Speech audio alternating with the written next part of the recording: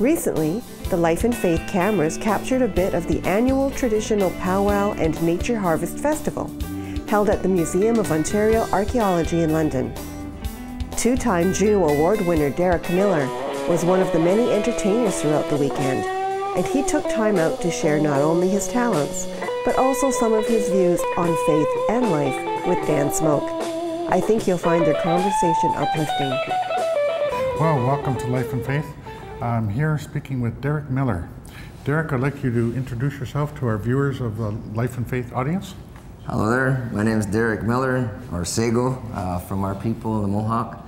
I am a Mohawk Onondaga from the Six Nations of the Grand River, and I've grown up there my whole life. And in that area, we were subjected, or not subjected, I guess, but yeah, subjected to a different way of thinking and a different way of life, which led to Victorian values and Christian beliefs and stuff like that. But I've also been looking back into my own roots and my own culture and trying to find different sorts of sources of strength and inspiration. So yeah. You were telling us earlier how you went to a place called Tyendinaga. Yep. It's a Mohawk community on the Bay of Quinte, Lake Ontario. By Belleville. By Belleville. And it was the birthplace of our peacemaker, the peacemaker Yes. who brought us the great law of peace, Constitution, which our people adhere to. And the magnitude of that is that of a Jesus Christ-like figure, a Buddha-like figure. In all different cultures, we were given messengers to give us a divine way of thinking and to govern ourselves in this realm, which is this physical realm that we exist in today. And with that peacemaker, he gave us a constitution.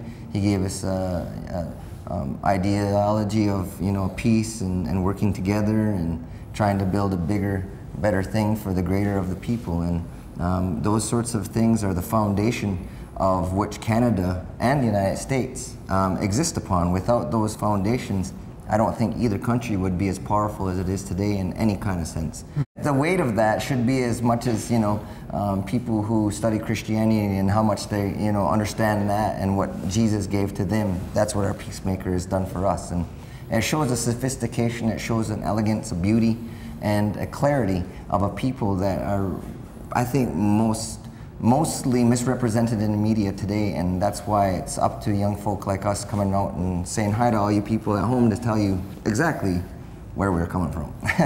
Yes, no, he said it right. Yeah, he said it just the way that our elders used to tell us and wanted us young people to absorb. And in the oral tradition, most of these teachings have been passed down orally. People like Derek are starting to live it. They're starting to live it and practice it as a way of life. We seem to have gotten displaced by, or distracted by another way that was imposed on us, as you said, subjected. It was imposed upon us because they wanted to assimilate us. Yes. But we have come back stronger than ever because we're reclaiming our original teachings. Yes, and those sorts of teachings help to give the youth a lot more self-esteem because they understand the history of the people and some of the things that have been sacrificed to allow us to exist in this world today and to have some of the, I guess, rights that we have today, because a lot of people thought really long and hard and fought for those sorts of rights for us. So yeah, and the right to be able to practice your own traditions and cultures is widely acknowledged in Canada. I hope they don't disappear, and I hope we can do everything we can to fund languages and preserve culture within Canada and the United States, because there is so much beauty and elegance in that and so many teachings that we're willing to share. It's just trying to figure out how we can do that and get it to everybody in a good way. And I think it's really important to have a sense of humor about living in this world and having fun in this time that I have here, because Creator wants us to do that, to share and to love and not to fear. And that's the only currency, and if you talk with anything, that's the only currency that anybody should really have, is love and not fear. And that's basically religion in a nutshell. Mm-hmm. And it's interesting you talk about humor, because humor is one of those elements of life that helped us to survive. Yes. Our survival humor helped us to get through all this historical, unresolved grief and trauma, helped us to get through all of that. And as you say, our humor is kind of unique, eh? Yes. It very much is. Yes, it's mean sometimes. It is. Like he was just telling me earlier how Charlie Hill, a well-known Oneida comedian, has been on Johnny Carson. Has been on Johnny Carson, that's Yeah. right. He's been a guest there. And he has helped Derek form a thick skin, to grow a thick skin. So does Dan though too. He teases me good too. Well, having a thick skin is part of our way of life, because we become, as a musician, as an award-winning musician, 2 Juno Awards, Best Music of Aboriginal Canada, he becomes a target. And he's out there and he's a target. So he has to develop thick skin to take it. Thicker the skin, the deeper the drum sound. Right on. So yeah, so Derek's a good example of how it has made him the person that he is today. Yeah. He's an award-winning musician. He has 2 Junos. He's a winner of the Aboriginal People's Choice Music Award, winner of the Native American Music Award, winner of the Canadian Aboriginal Music Award, and you probably have won Indian Summer Music Award. I have, yes. Okay, Indian Summer Music Award. Those are the big 4. And then there's the American Indian Film Festival down in San Francisco, where you won there too. Yeah, and we're going back this year. To perform. Yes. One of the main things of faith and metaphysical things for me has been tobacco. And for my people, tobacco has been a sacred plant for centuries. And we always use that to pray and to, I guess, acknowledge a greater, bigger thing. Whenever we come together and we ask for help, or whenever we give thanks, then we always put that tobacco down, either on the earth, on the water, sacred fire, and a pipe, or when we're smudging, it carries away all that distraction, negativity, anxiety, stress, all that worry up through the roof, the ceilings of most buildings, through the roofs of most buildings.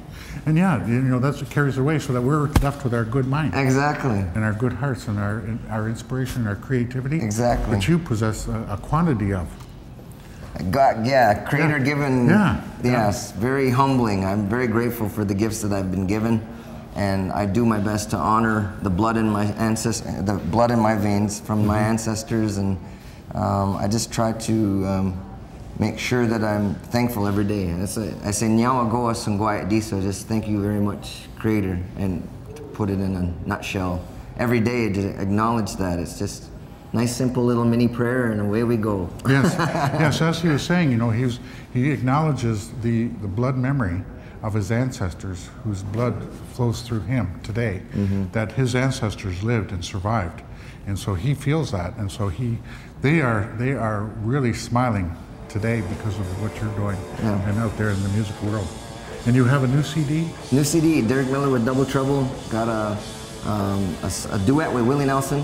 And one of the best things I ever heard any man say, I was like, Willie, how you doing? I'm Derek Miller. I said, 6 Nations, Mohawk, Grand River. And he's like, one love, baby. And I just went, wow, that's it. Nobody needs to see anything else after that. One love, baby. One love, baby. You actually recorded and mastered the Double Trouble at Chukasa? Yeah, there's a new studio in 6 Nations where we created a multi-million-dollar facility that was funded by some of the local businessmen in the community. And it's got an SSL board from Abbey Road Studios, so a lot of the Beatles used to work on that, and all those people, Madonna, Elton John. And yeah, it's a great facility, and it's a place where artists can go and explore our music and our metaphysical sciences. And also, just in closing, so this is Derek's life is a perfect example of a public life that is out there performing music and entertaining, but at the same time he's deeply grounded, deeply rooted in the culture, in the land, where our culture and our identity is alive and well. Yes, we gotta pray and love and make babies and have some fun. Hey? That's a good message. That's a good message. Yeah. That's how we keep the gene pool strong. Exactly. We have to keep the gene pool strong. Right? Exactly. Yeah, they did it for us. Exactly. Yeah. Well, we'd just like to say Chimigwech Nyawe to our brother Derek for coming on Life and Faith Thank you, Dan. at this time on Museum of Ontario Archaeology. And it's been a pleasure, brother. Thank you. Oh. Nyawa. Oh. Later. Thank you for watching today. We hope you've enjoyed the show. Please join us again, and remember you can always visit us on the web at lifeandfaith.ca. We do appreciate your support of local television programming. So have a wonderful week, and we look forward to seeing you again. Bye for now.